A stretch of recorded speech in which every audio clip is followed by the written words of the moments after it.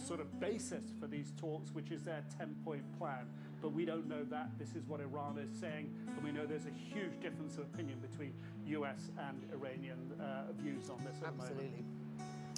Let's get to Washington then, and to Kevin Liptak. We heard from J.D. Vance about how he feels about these US-Iran talks in Islamabad this weekend. Meantime, a dispute over whether Israel's conflict with the Lebanon-based Iran proxy Hezbollah is actually part of this two-week ceasefire is sort of ongoing. Separately, the Lebanese Prime Minister plans to visit Washington after Israel asked for direct negotiations between Israel and Lebanon. Just explain the significance of this and what we know of those talks. Right. And this meeting or visit from the Lebanese Prime Minister to Washington, it's not precisely clear who, in fact, he's meeting while he's here, and it does seem to be setting the stage for these ongoing talks. They're set to begin next week at the ambassador level between Israel and Lebanon, brokered by the United States to try and bring about a resolution to the conflict there, with the recognition on the part of the Trump administration that it does have the real chance to undermine and potentially even scuttle this ceasefire that the president has been so eagerly touting with Iran. You know, all through the last several days, this has been an irritant, to say the least. You know, when I asked J.D. Vance about it when he was leaving Hungary, he characterized it as a misunderstanding that the U.S. and Israel understood that Lebanon was part of this ceasefire, but clearly Iran did not, nor did Pakistan, which is, of course, the mediator in all of these discussions. That led to President Trump getting on the telephone with the Prime Minister Benjamin Netanyahu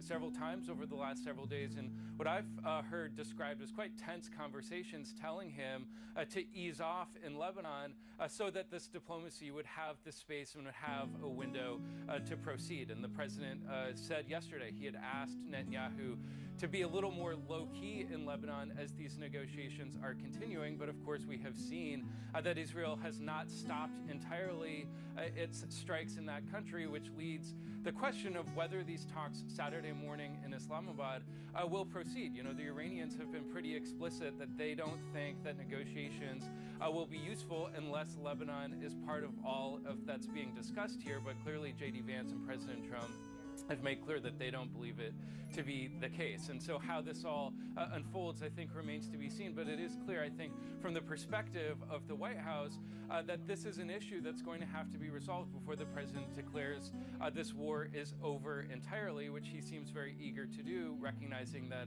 it's become very unpopular politically, that he needs to just move on from it and move on to domestic issues that most Americans care the most about.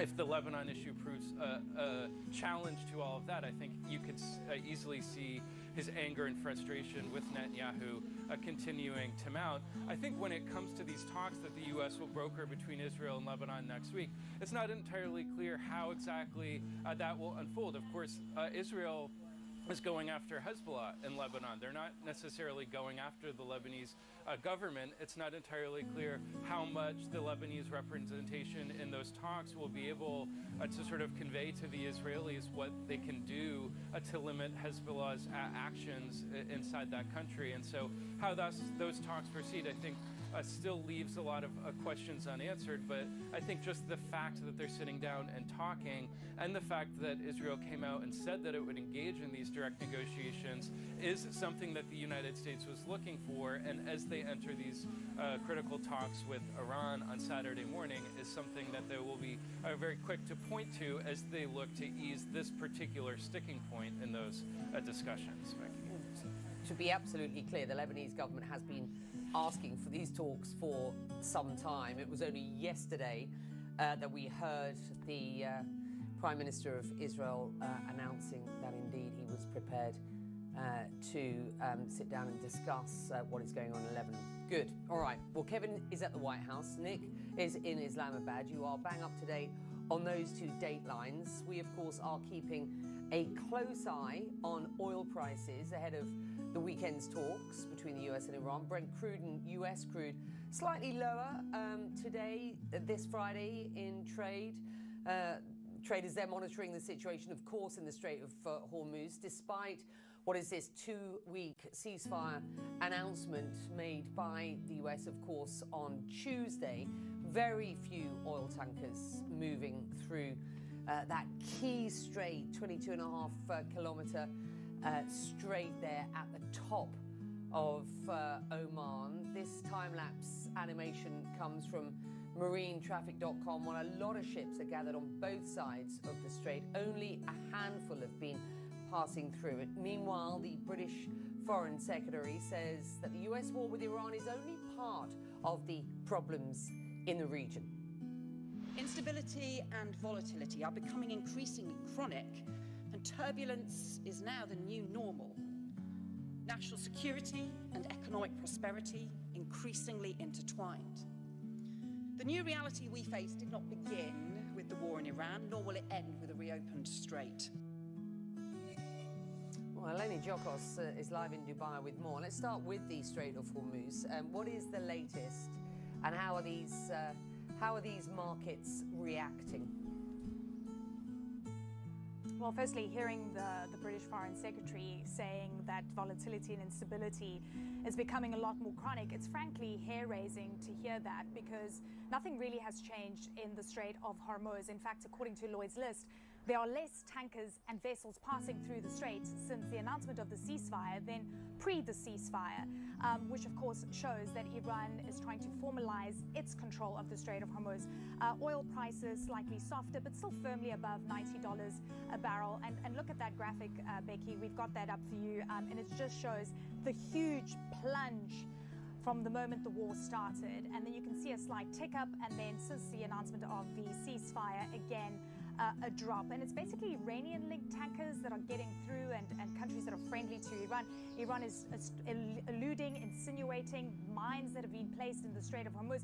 And you and I know every time there's any kind of security threat, that deters shippers from passing through the strait. And I just want to make a note of what Kristalina Georgieva had said from the IMF. She says there's no need الخيام استهدفت الخيام منطقة الخيام في جنوب لبنان، هذا إضافة إلى محاولات التقدم من قبل الجيش الإسرائيلي للوصول إلى أو دخول منطقة بنت جبيل، مدينة بنت جبيل، والتي لها رمزية خاصة لدى حزب الله. هذا فيما يتعلق بالشأن الميداني. هنا في الضاحية ما يزال الهدوء الحذر هو الذي يخيم، على الرغم من التحذير الذي تحدثت عنه. حتى المسيرات يعني تعود وتغيب وتحلق في الأجواء من وقت إلى آخر، كذلك الطيران الحربي. ولكن عاد عن ذلك الأنظار موجهة أكثر إلى موضوع المفاوضات وقبول الجانب الإسرائيلي بالتفاوض الرسمي وما سيرشح عن ذلك. هذا ما أردت الذهاب إليه في السؤال التالي لكما الحقيقة يا ريمي.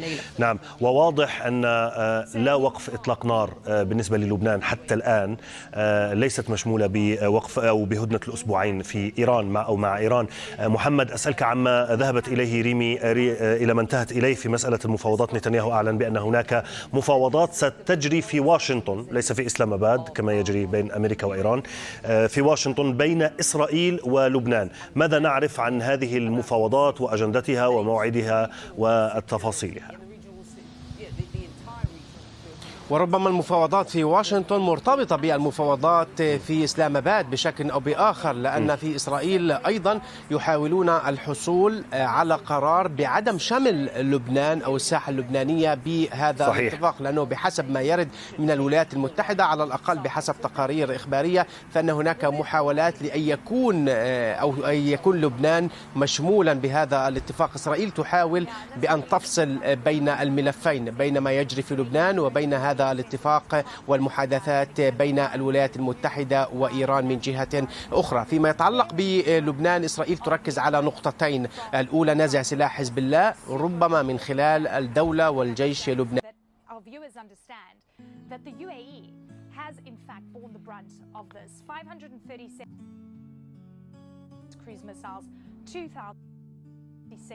drone attacks since the start of the war. While we haven't had any missile and drone threats over the past day, and that is welcome news, Anwar Gargash has been very public about his frustration, not only towards Arab and Gulf states and their reaction and lack of response, but also how this could potentially move the Gulf closer to the United States and its allies. And importantly, was talking about, the UAE has been there during the prosperous times, during the good times, and everyone was showing solidarity. But then he asks the question, where are you today in times of hardship? The UAE has also been very cautious about this ceasefire agreement, saying they want to see more guarantees from Tehran to unconditionally open up the Strait of Hormuz, something that we have not seen from Iran as yet. Iran is still digging in its heels. It is saying that anyone that wants to pass through the strait needs to coordinate directly with Iran, Becky. So again, from the UAE's perspective, that opening of the strait is very much part of the security guarantees that it's expecting over and above the assaults that it's been experiencing towards the region. Iranian proxy militia Hezbollah claims it has launched new attacks on Israeli soldiers in Lebanon and against an Israeli border town. Now, this ongoing fighting could threaten to disrupt what is an already shaky ceasefire between the US and Iran. It comes just a day ahead of direct talks aimed at ending the war in the region. These are images of Islamabad in Pakistan, where security is tight ahead of the Vice President J.D. Vance arriving. He'll lead the US delegation along with Special Envoy Steve Witkoff and President Donald Trump's son-in-law Jared Kushner. Two key issues are threatening this current two-week ceasefire. Iran demanding an end to the Israeli military operation in Lebanon. Israel's Prime Minister says Lebanon is not part of the ceasefire agreement, although he wants to begin direct talks to disarm Hezbollah. And then there is the growing doubt about whether Iran will open the Strait of Hormuz to all vessels. Analysts and shipping executives tell CNN it is still too risky to cross for many, and only a few ships have made the journey in recent days. CNN's Lenny Jokos following that live in Dubai. First, let's begin with Paula Hancock's in Abu Dhabi. We are some 24 hours ahead of what we understand to be the beginning of these talks in Pakistan. What do we know at this point?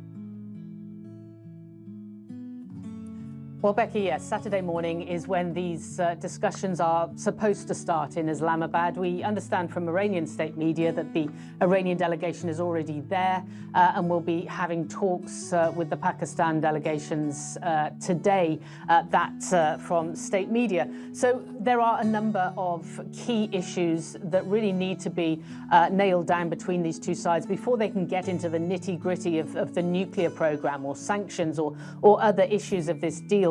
The Strait of Hormuz, clearly a key concern at this point, and the continuing attacks and strikes against Hezbollah in Lebanon, and of course Hezbollah strikes back to Israel as well. Now, this is one of the issues that does appear to be really threatening to undermine the very fragile ceasefire at this point. We've heard from the Iranian Minister Abbas Araghchi saying that the US has to choose either the ceasefire or to continue this war through Israel, saying that the US cannot have it both ways.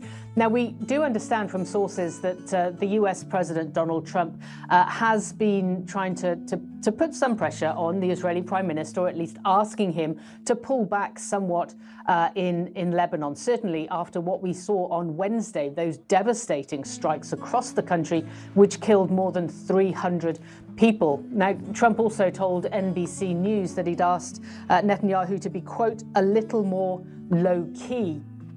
We have heard from the Israeli Prime Minister on Thursday night that he is willing to have talks with the Lebanese government. It is something the Lebanese government has been calling for many weeks now. Now, as of Thursday, two Lebanese officials told CNN that they hadn't heard of an official outreach to the Lebanese government. Also, there had been talks about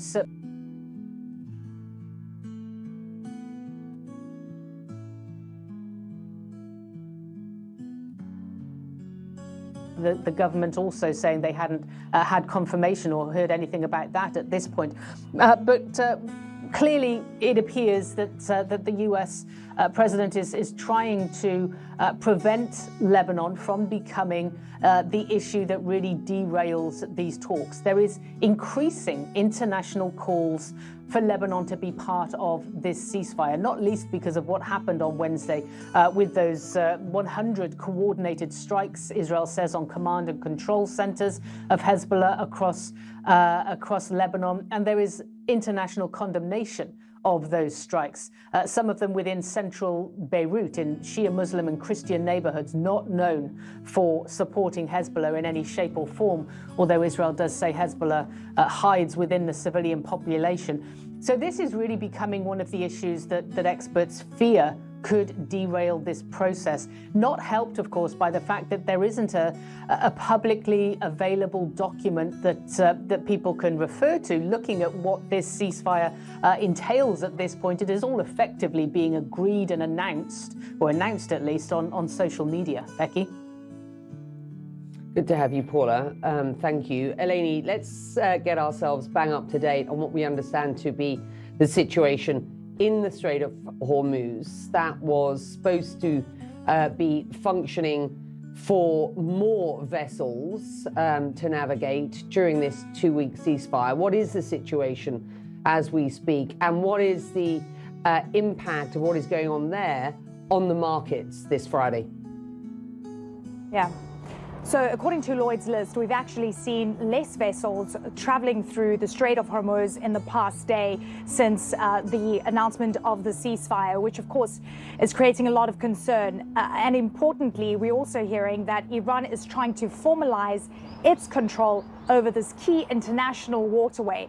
President Trump posting on social media saying that he's hearing that Tehran is charging a toll fee to pass through the Strait of Hormuz, and they have to stop this immediately. The White House sending mixed messages in terms of a potential joint venture, or, you know, the United States potentially being involved in charging a fee to transit through the strait. Again, we have to focus on the fact this is an international waterway and no fee should be charged. The Abu Dhabi National Oil Company CEO said the strait is closed, and he also says the access is being restricted, it's conditioned and it's controlled, and is saying that it must open up fully going forward. This is Iran's bargaining chip, Becky, because we've seen oil prices responding aggressively in the past month because of the closure of the strait. Right now, you've got Brent crude sitting at $98 a barrel. You've got WTI sitting just over $100 a barrel. And it's really showing you that market participants are waiting to hear what the conversations are going to be around the strait, these conversations in Pakistan. We also heard for the first time an announcement from Saudi Arabia's energy ministry, and they're talking about the capacity that has been taken out the market because of the recent strikes. They say 600,000 barrels per day has been taken out. And we've been talking about the East-West pipeline that has been a fantastic diversion away from the Strait of Hormuz that normally handles 7 million barrels of oil per day that feeds oil to the Red Sea.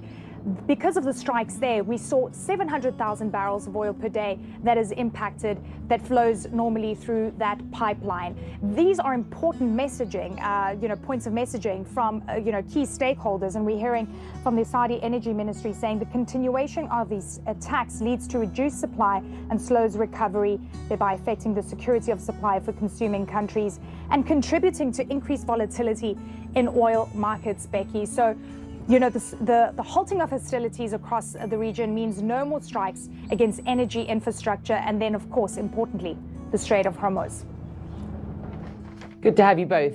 Thank you very much indeed. All right, let's get you to Lina Khatib, who is visiting scholar in the Middle East Initiative at the Harvard Kennedy School and an associate fellow in the Middle East and North Africa program at Chatham House.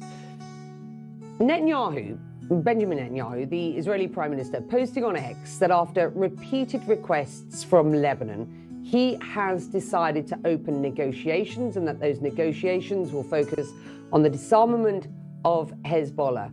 Why now? And are these negotiations any more likely to stave off future violence, given this is what Lebanon and Israel have negotiated before, of course? The timing is very important because it comes at the same time as the start of negotiations in Pakistan. Now, Iran explicitly said that it's not going to leave Lebanon. This puts Lebanon in a delicate position because it is actually a problem for Lebanese sovereignty to have another country speak on Lebanon's behalf in any international negotiations. Of course, Hezbollah answers to Tehran, sadly, not to the Lebanese government. But when it comes to any international negotiation, it has to be the Lebanese government that speaks on Lebanon's behalf. So in announcing this, Prime Minister Netanyahu is trying to undermine Iran by basically saying Iran has no say over what happens in Lebanon. And so there are two ways in which this could go forward. Either Lebanon has separate negotiations, perhaps in the United States, or Lebanon has separate negotiations in Pakistan as well. Either way, this is more about Israel and Iran than anything else, because ultimately this is the big picture that we're dealing with. You have spent some time looking at the rise and fall of Iran's proxy system. As Iran tries to stress the importance of supporting Lebanon and by extension Hezbollah, that's what it means, in the current ceasefire debate, can you just explain where we are in terms of Iran's sort of regional power? They call it the axis of resistance. In new terms, I've seen its use of the term its allies around the region. Your thinking? Yeah, I just published a paper published by Harvard about this very issue. So what we're seeing is a manifestation of the degradation of this proxy model that Iran has been using for influence all over the region. So when it comes to the current situation, if Iran is seen as abandoning Hezbollah in any way, then Iran's influence in the region would be eroded. But at the same time, if Hezbollah is weakened, then this also weakens Iran's influence. So either way, we are witnessing the degradation of this proxy model that had been in place for decades. And these negotiations with the tug of war over what happens with Lebanon is just another illustration of how this model of influence for Iran is ending. Ultimately, the big picture is a change in the regional order away from one in which Iran has been a dominant actor in the region, more assertiveness on part of Israel with cascading results all across the Middle East, with Lebanon being at the heart of this at the moment. You've made the argument this is a trap for Iran, posting, if Iran doesn't respond to Israel's attack on Hezbollah, it'll lose its remaining influence in Lebanon. If it responds, it will have broken this 2-week ceasefire, the terms of this 2-week ceasefire. So we're 24 hours away from what are the scheduled talks. Let's see if they happen in Islamabad. But do you think that this fragile ceasefire, and we have to call it fragile, like it or not, we have seen significant attacks by Israel on Beirut. On Wednesday, we have seen attacks by Hezbollah this morning on Israeli assets. So do you think this ceasefire is going to hold? And by the way, Israel says Lebanon isn't involved in the ceasefire, be that as it may. Or is it just a pause in what could become an even hotter conflict at this point? I mean, as I have been saying, Iran is really on the back foot. Its model of influence in the region through proxies is degrading. It has lost a lot of its military capacity. It had been protesting against negotiations, and now it has agreed to them, which can only be read as a sign of weakness. And even there, as you quoted, I have been saying that this is a trap for Iran, because in a way, damned if it does, damned if it doesn't. So no matter how you turn the situation or how you look at it, Iran is really being cornered here. However, when it comes to the ceasefire holding, I am not very hopeful. I think what's more likely is that we are witnessing a period of strategic refinement on part of the US, on part of Israel, and on part of Iran. And I expect that we're going to see further escalation. And that's simply because the demands of the US and what Iran is willing to do are very far apart. And Israel has not yet achieved its goals, which is to neutralize the threat posed by Iran in the region. And I don't think this is going to happen through 2 weeks of ceasefire and negotiations. I think we're still some way away from seeing the end of this war. Talks between the U.S. and Iran are set to begin on Saturday in Pakistan, with a shaky ceasefire between the two countries barely holding together. Oil shipments through the Strait of Hormuz are still disrupted. President Trump is lashing out at Iran for doing a poor job of reopening it. Israeli strikes against Hezbollah targets in Lebanon are also threatening the ceasefire. The Israelis have agreed to peace talks with Lebanon beginning next week as well. Now, security is tight in Islamabad as ahead of tomorrow's negotiations. Vice President J.D. Vance will be heading up this U.S. contingent with Special Envoy Steve Witkoff and the president's son-in-law, Jared Kushner. The war in Iran has rocked the global economy as well, so the stakes are high. Here's the German chancellor, who says they've reestablished communication with the Iranians ahead of tomorrow's talks. We are doing so in coordination with the United States and our European partners. Our goal through this process is also to make our own contribution to the success of the negotiations ahead. This is also the purpose of the phone call I will be having today with Pakistani Prime Minister Sharif. Joining me now for more, Admiral James Stavridis, CNN senior military analyst and former NATO Supreme Allied Commander. Good morning. I want to talk to you because I'm hearing sort of mixed messages about what's coming through the Strait. You've got countries, I think the Philippines is in a national emergency in terms of energy. Thailand, Japan, South Korea, they're all trying to broker deals. But here is what the Deputy Foreign Minister of Iran has said so far. The Strait of Hormuz is open. Of course, there are technical restrictions because of the war zone and because of many arrangements that Iran did during the war, during this aggression against Iran. So there are some technical restraints, and this is why that all the ships that they would like to pass through the Strait of Hormuz, they have to communicate with our army and our military contact points there. So you've sailed through many times. What does he mean? What do you hear in that statement? It's all nonsense. He is attempting to exert sovereign control over the Strait of Hormuz. That's illegal under international law.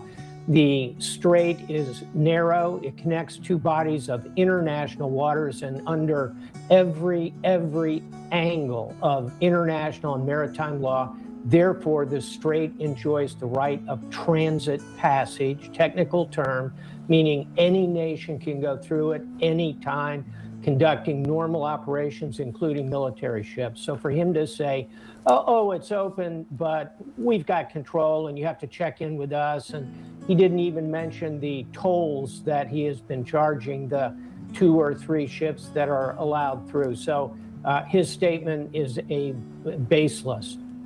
Can you talk about this in the context of the upcoming talks brokered by Pakistan?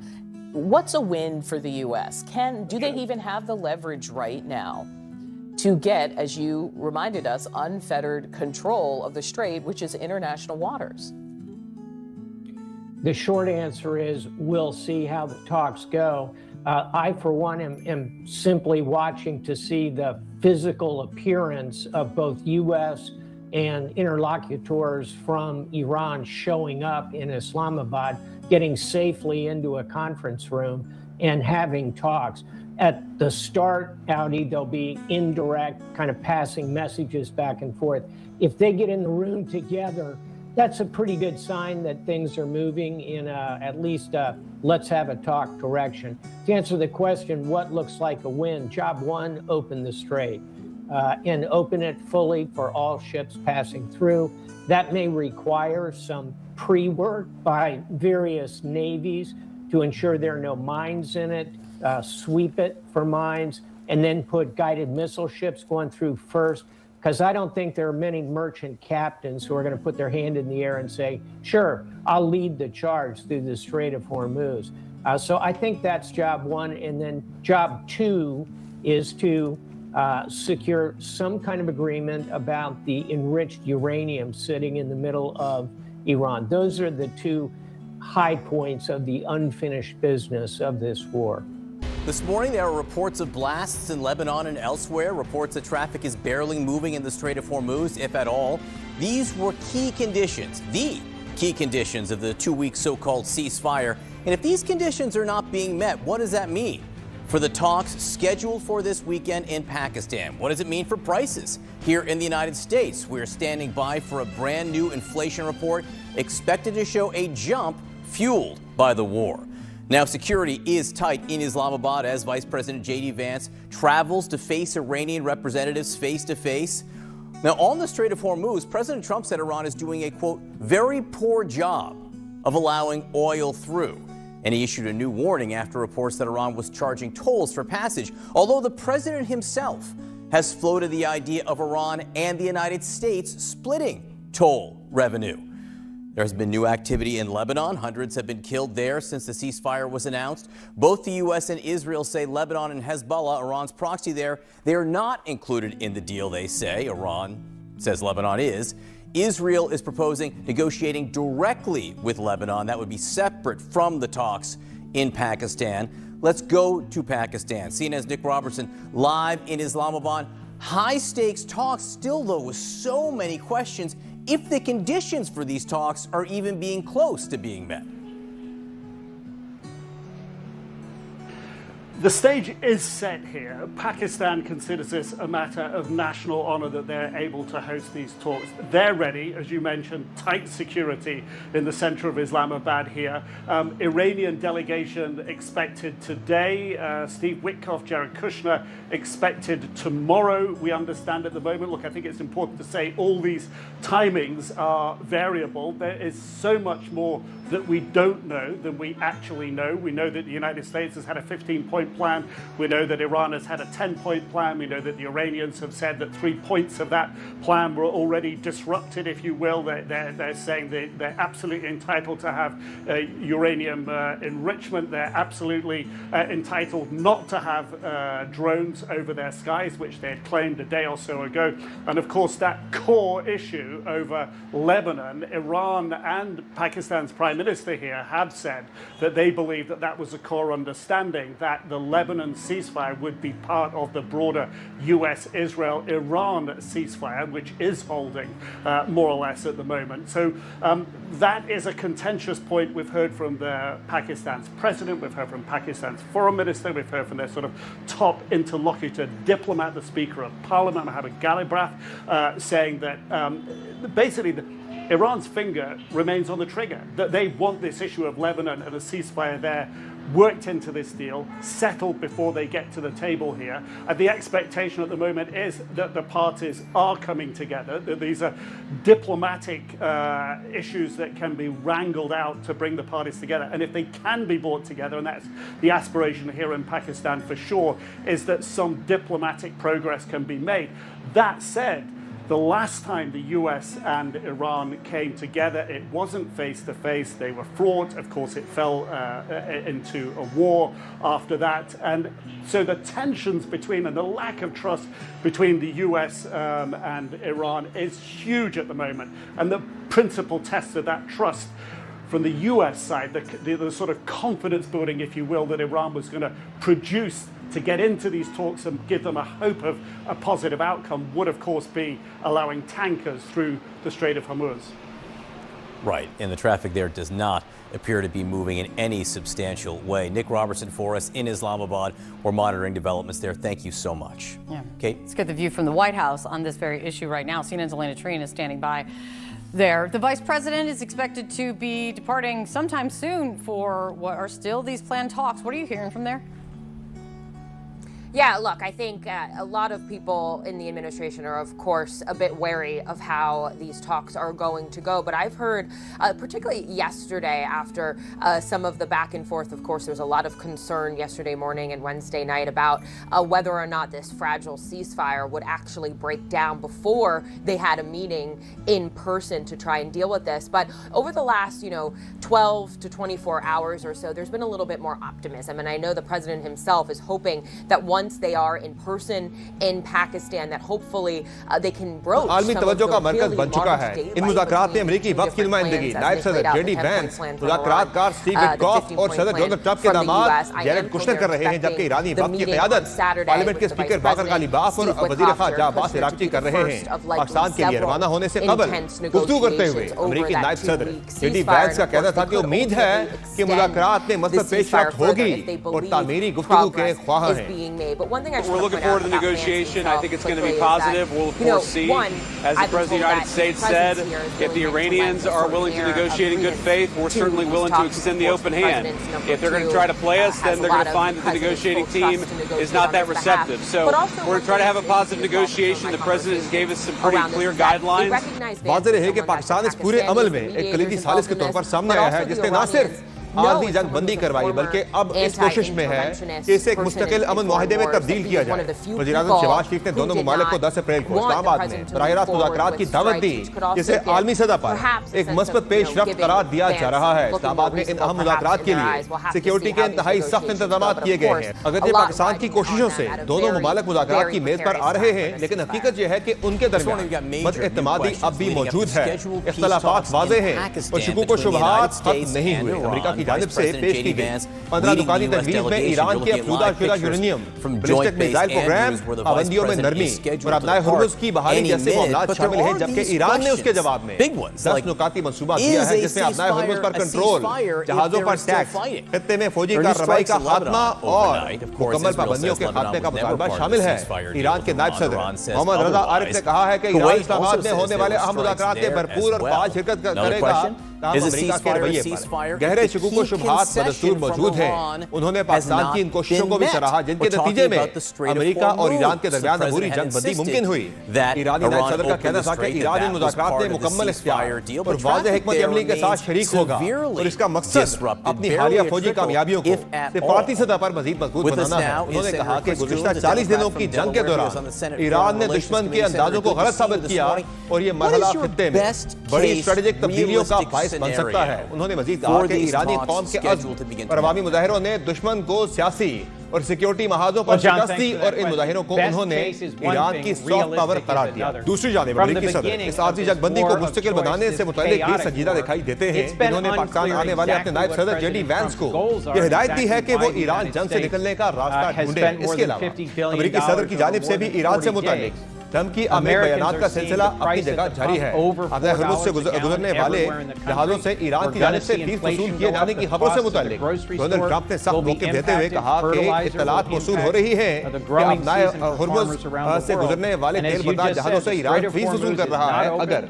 ये खबरें दुरुस्त हैं तो Iran फौरी तौर पर यह अमल बंद करे। सदर ट्रंप ने अपने बयान में कहा कि अपने हुर्मुज़ एक अहम आलमी बहरी गुजरगाह है जहां से दुनिया की बड़ी मिकदार में तेल की तरसील होती है। इसलिए किसी भी किस्म की इजाफी फीस या रुकावट आलमी मईशत पर मनफी असर डाल सकती है। सोशल पर जारी अपने बयान में उन्होंने मजीद कहा कि अमेरिका इस सूरत हाल को बगौर देख रहा है और अगर ईरान ने इस अमल को जारी रखा तो उसके नताइज बरामद हो सकते हैं। ट्रंप के इस बयान को खित्ते में बढ़ती हुई कशीदगी के तनाजुर में अहम करार दिया जा रहा है जहां पहले ही ईरान और अमेरिका के दरमियान ताल्लुकात तनाव का शिकार है। अमेरिकी सदर के इस मौक़िफ़ के बाद ईरान ने मुसालियती और हौसला बख्श मौक़िफ़ इख्तियार करते हुए अमेरिकी जहाजों को भी अपने हुर्मुज़ से गुजरने देने की इजाजत दे दी है। ईरान के नायब वज़ीर ख़ारजा सईद खतीबज़ादा का कहना है कि अमेरिकी बहरी जहाज भी अपने हुर्मुज़ से गुजर सकते हैं तावक्के के वो कोई दुश्मनी पर मबनी तर्ज अमल इख्तियार न करें। खतीबज़ादा ने ईरानी मीडिया को बताया कि अपने हुर्मुज़ खुली हुई है।